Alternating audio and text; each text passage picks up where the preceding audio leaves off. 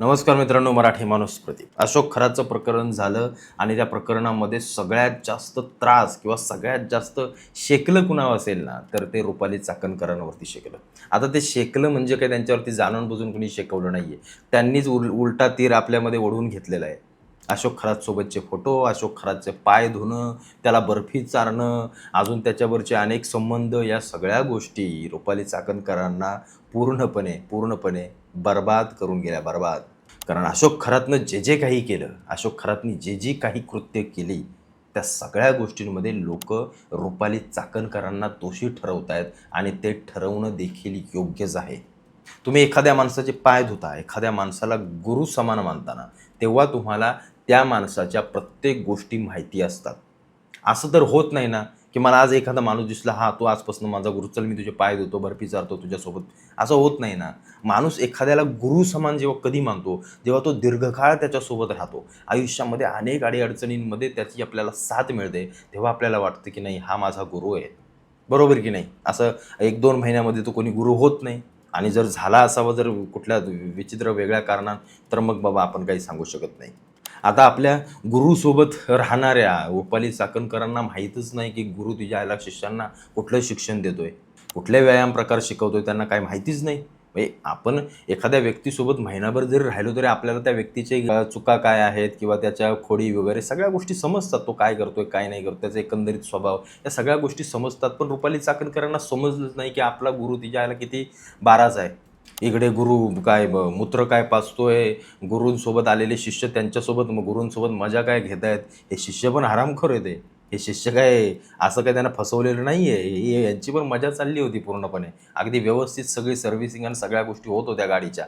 माफ करा, काही गोष्टी चुकीचं बोलेन मी, म्हणजे तसा मी घाटावरचा आहे. कारण आमची भाषाच तशी आहे. आमची रांगडी भाषा थेट असते, एकदम डायरेक्ट एखाद्याच्या काळजात हात घालेला अशी.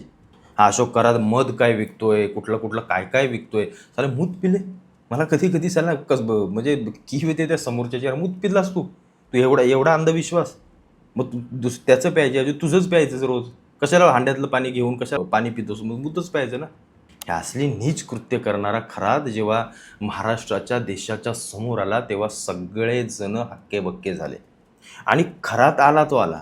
त्याच्यासोबत रुपाली चाकणकर जेव्हा त्याच्यासोबत बाहेर पडल्या, तेव्हा तर मात्र मग काय, जे काही दुश्मन होते ना रुपाली चाकणकरांचे, आहाहा!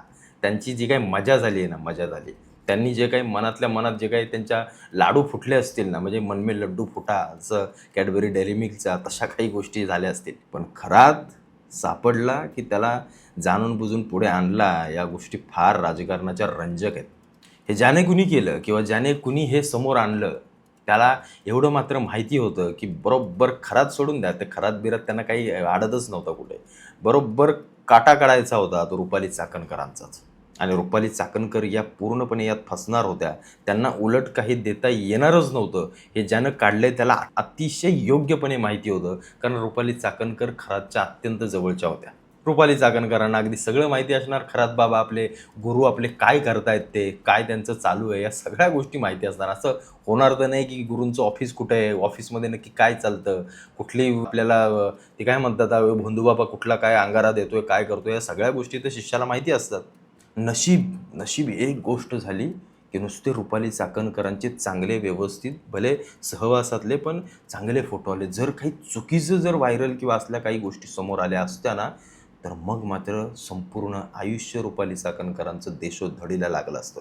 ज्या रुपाली चाकणकर अल्पावधीमध्ये राजकारणामध्ये महाराष्ट्राच्या आल्या, 2 वेळा त्या महिला आयोगाच्या अध्यक्ष झाल्या. अजितदादांचं व्यवस्थित बऱ्यापैकी अजितदादांनी त्यांना वर आणलं, मोठं केलं, महिला आयोगाच्या अध्यक्षपदावरती बसवलं. पण त्याच वेळेला एखादी गोष्ट झाली असावी का? मी सांगतोय ते सगळ्या गोष्टी योगायोग समजावा किंवा असं काही जर-तरच्या गोष्टी समजाव्या. पण कुठे ना कुठेतरी सुंदर दिसणाऱ्या, चांगल्या दिसणाऱ्या, अगदी आताच्या जगाशी वावरणाऱ्या, आत्ताच्या जगामध्ये अशा रुपाली चाकणकर दादांच्या सहवासामध्ये जेव्हा कधी येत असतील किंवा दादांसोबत जेव्हा त्यांचं पक्षामधलं एक स्त्री म्हणून, एक महिला म्हणून, एखादी महिला अध्यक्ष म्हणून जेव्हा वजन वाढत असावं, तेव्हा खालच्या महिला काम करणाऱ्या किंवा दादांच्या कुटुंबातल्या काही महिला कुठे ना कुठेतरी रुपाली चाकणकरांवरती आव असून होत्याच. कधी एखादा पॉईंट घावतोय, कधी एखादी गोष्ट बाहेर येते, या सगळ्या गोष्टींमध्ये रुपाली चाकणकरांवरती सगळ्यांचं लक्ष होतं. 2 वेळा महिला आयोगाच्या अध्यक्षा, राजकारणामध्ये राष्ट्रवादीच्या बऱ्यापैकी मोठा काळ घालवला, मोठ्या पदावरती घालवला आणि सहसा नेहमी महिला म्हणून माझ्या या पक्षातली एक महिला म्हणून नेहमी सर्वोच्चपदी बसणाऱ्या राहणाऱ्या रुपाली चाकणकर आता तुम्हाला इथून पुढं कुठं राजकारणात दिसतील असं मला तरी वैयक्तिक वाटत नाही. आणि भले जरी त्या थोड्या काळानंतर आल्या तरी लोकांना तर आता माहिती झालं आहे की रुपाली चाकणकर नक्की कोणाच्या शिष्य होत्या. त्याच्यामुळे लोक आता त्यांना ॲक्सेप्ट करतील. आणि आणि दुसरी गोष्ट म्हणजे सध्या असणारा राष्ट्रवादीचा पक्ष आणि सुनेत्रा पवार रुपाली चाकणकरांना जवळ करतील असं मला तरी वैयक्तिक वाटत नाही. कारण चाकणकरांचा सांगून कुणीतरी गेम केला आहे एवढं बोलायला खरंच काही हरकत नाही. खरंच काही हरकत नाही. एवढी वित्तंभूत माहिती ठेवणारा कोणीतरी आहे ज्यानं खरातला तर फाशीला लावलाच, पण ज्यानं सगळ्यात महत्त्वाचं ध्येय पूर्ण केलं त्याचं ते म्हणजे चाकणकरांनाच बाजूला करून टाकला. मग आता चाकणकर महिला आयोगाच्या अध्यक्षपदावरून बाजूला झाल्यानंतर आता आयोग कोणाच्या हातामध्ये द्यायचा? मग बाजूला आजूबाजूला आहेत मोठं बऱ्याच महिला आहेत ज्या रेसमध्ये आहेत. इकडं भाजपाच्या चित्रा वाघ आहेत, अजून बाकीच्या असतील कोणी की ज्यांना आता असं वाटतं की आता ठीक आहे ही पद तर रिक्त झाले, चाकणकर त्या निघून गेल्या, आता आपल्याला संधी मिळेल असं चित्र एक उभं राहिलं आहे. पण बघू येणाऱ्या काळामध्ये नक्की संधी कुणाला मिळते. पण कुठे ना कुठेतरी चाकणकरांचं आयुष्य किंवा चाकणकरांचं राजकीय आयुष्य संपलं आहे असं म्हणायला खरंच काही हरकत नाही आहे. आणि जर का खरातच्या प्रत्येक प्रकरणामध्ये, खरातच्या प्रत्येक गोष्टीमध्ये जर चाकणकर असतील आणि जर खरातच्या सगळ्या बाबी जर चाकणकरांना माहिती असतील आणि माहिती असूनही ते जर गुरुचे पाय धुत असतील तर मग चाकणकरांना मी तर सांगतो तुम्हाला, खोटं नाही सांगत, चाकणकरांना खरातच्या जागेवरती बसवण्यात काहीच मला वावगं दिसत नाही. कारण इतकी भयंकर भोंदूगिरी, इतक्या मोठ्या दर्जाची भोंदूगिरी आणि त्यातून केलेलं महिलांचं शोषण. आता त्या महिलांचं शोषण कसलं म्हणावं ते ज्याला महिलांनीच त्या बाबाचं शोषण केलेलं दिसतंय मला. एकंदरीत सगळ्या त्या क्लिप्स आणि या सगळ्या गोष्टी आपण पाहिल्या. म्हणजे महाराष्ट्रात काही देशात कुणी पाहिल्या नसतील क्लिप्स असं सोडा, सगळ्यांनी पाहिल्या असलेल्या मंत्री संत्री सगळे बघत असेल चायला काय खरात करत होता आतमध्ये. फुल एन्जॉय घेतली सगळ्यांनी, फुल मजा केली. पण चाकणकरांना मात्र फाशीवरती लटकायला लागलं एवढं मात्र नक्की. आता राजकारण संपलं.